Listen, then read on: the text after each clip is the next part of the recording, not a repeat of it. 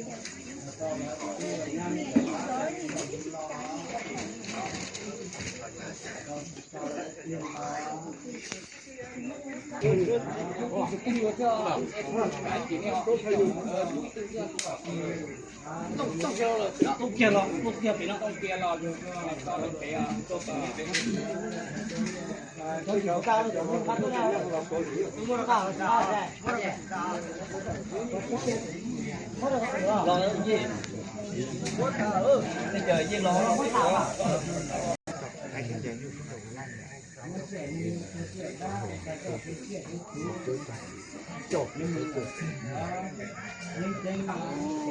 三千跟你说走之前的是什么排龙山啊排龙山嘛现在是多没讲过有ชอบ那是多那是多没讲过มันอยู่ที่โจที่ตื่นที่ธรรมดาที่ลอยอยู่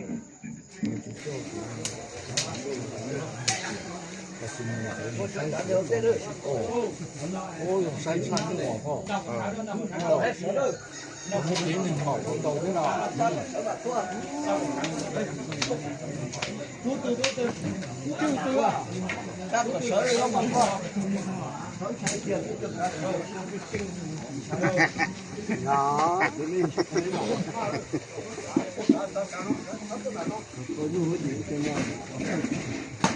我看了收到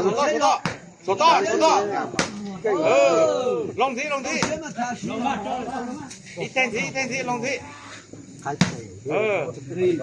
要收高梯了别到上了别到过了